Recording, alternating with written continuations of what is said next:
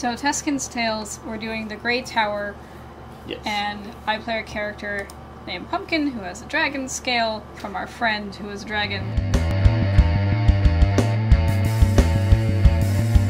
You're a cat shifter. Yeah. So you're very fast.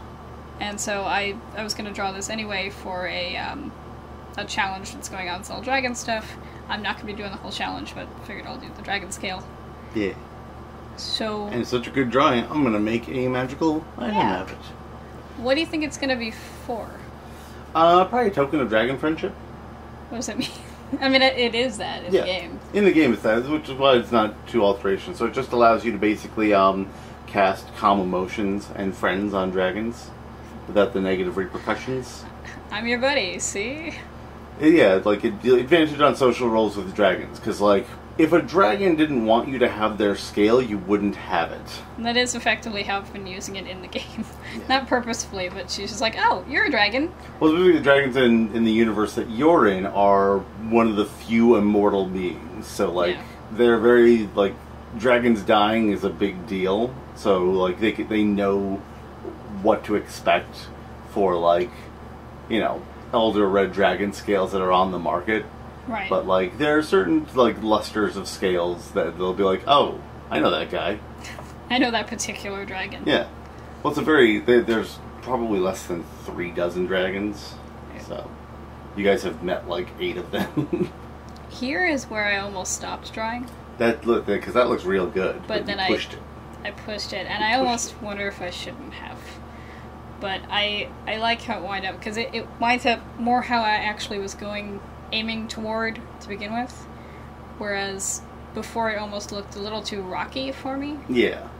No, I'm glad you pushed it, because I know how it ends up. Yeah. I cheated us at the end of the video. It's true. Y'all gotta wait. But I would like to see, like, would it have stats? Yeah, they would have a certain thing. Because it'd be an item of power, right? Yeah, item of power. A lot of the items of power aren't necessarily like, I'm not trying to create legendary items, I'm trying to create like situationally useful items. Like one of my favorite magic items I created was the tent spike, which is just a spike you drive into a ground and a camp springs up.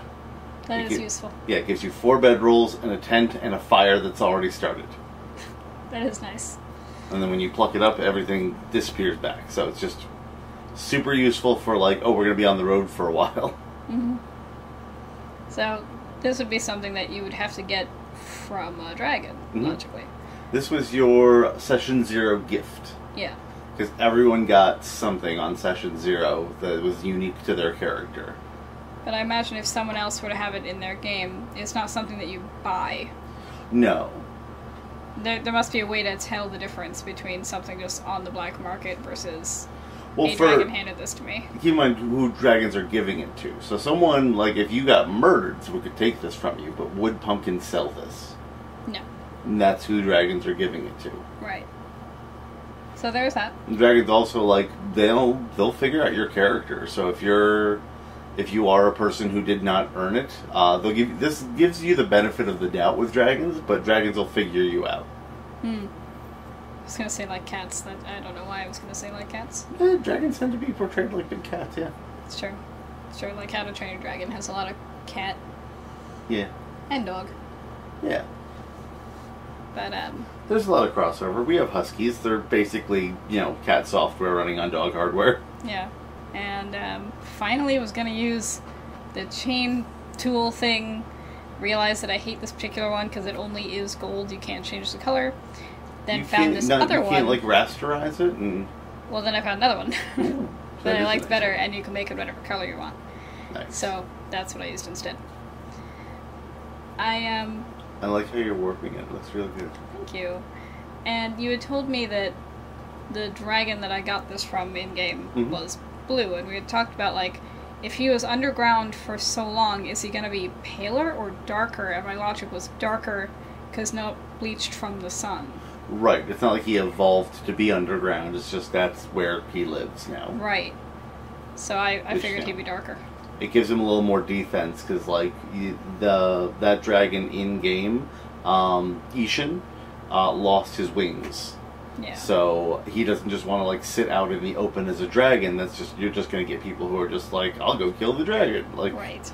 And so. if you want to meet this dragon in the story, it's going to be in Tuscan's Tales, and we'll link to that. Yeah.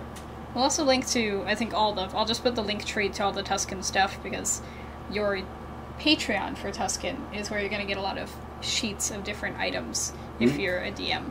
The Patreon is currently turned off because we're redoing how we're doing our item sheets. But you can still like follow everything, and I'll announce when it's back on. And so any support would be greatly appreciated. I would love to be able to create these things more often. Which means you're not going to be charged if he's not putting anything out. Right.